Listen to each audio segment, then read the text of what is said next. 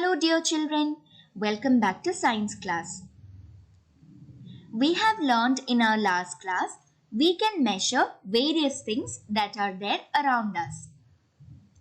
For example, we measure the temperature of our body using a thermometer. Weight of an object can be measured with the help of a weighing machine. We can measure length of an object using a measuring tape or a scale.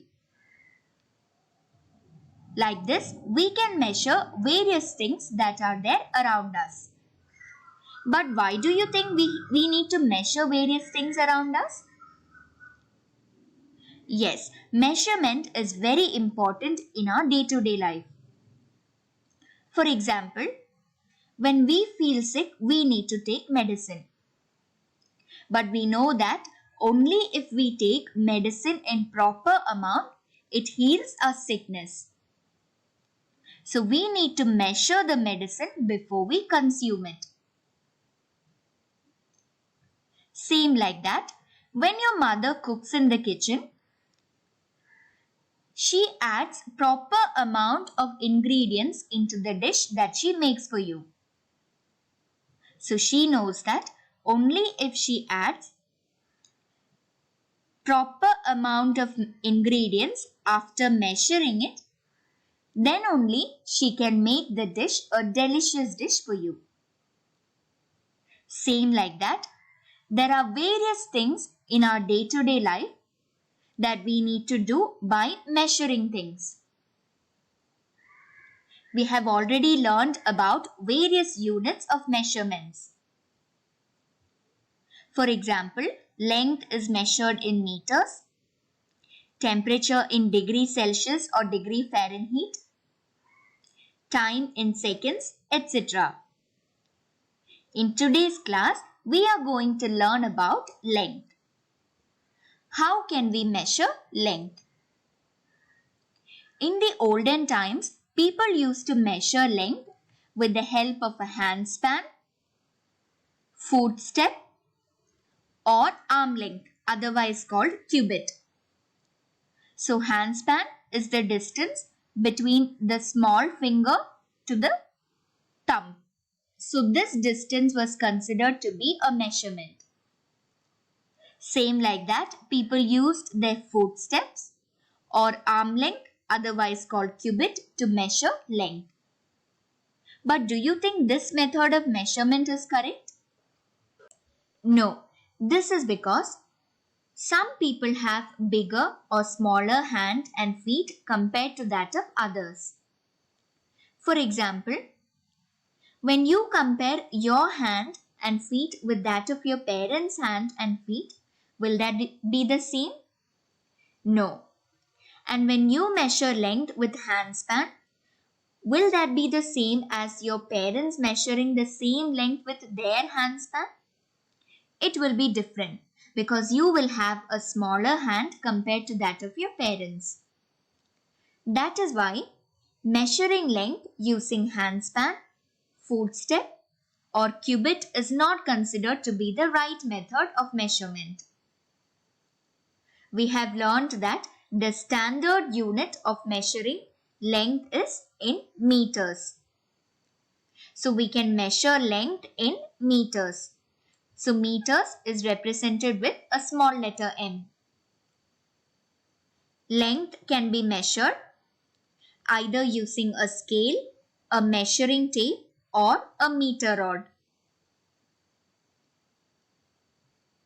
So we have now learned that length is measured in meters. Now look into this picture here. Here we have 1 meter written here. So the distance from these two big points that you can see here, this is 1 meter. Remember that 1 meter is divided into 100 equal divisions. As you see here, this 1 meter length, it is divided into 100 equal divisions. And each division is called a centimeter. So centimeter, it can be represented with a small letter c and small letter m. 1 meter, it is divided into 100 equal parts, and each division or each part is called a centimeter. Now look into this picture here. Here we have a centimeter scale. So as you see here, distance from 1 to 2 is 1 centimeter. That is distance between two bigger lines, it is 1 centimeter. Same like that, distance from 8 to 9, it is again 1 centimeter. That is distance between two bigger lines. Now each centimeter, it is divided into 10 equal parts.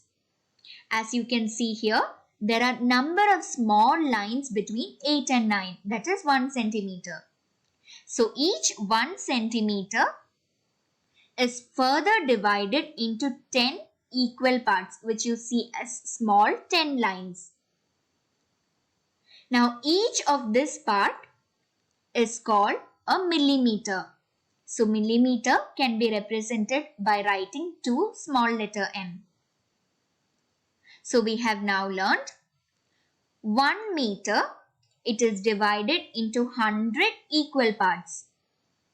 And each division or each part is called a centimeter.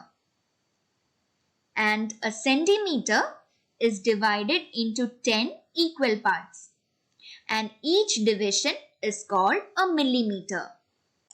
Very short or small distances, it can be measured in centimeter and millimeter. So as you see here, length of a carrot or length of a pencil or length of a small book, all this can be measured in centimeter. While even smaller length can be measured in millimeter.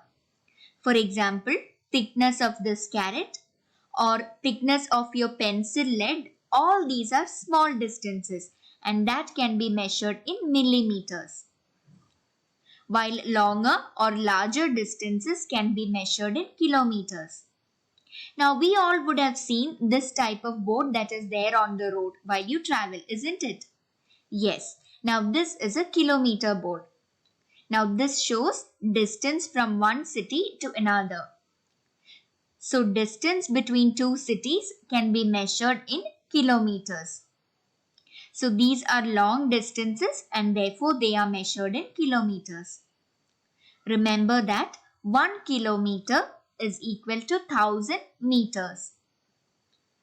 Now look into this table here. You need to remember this. 1 centimeter is equal to 10 millimeters. We have already learnt that 1 centimeter, it is divided into 10 equal parts and each part is 1 millimeter.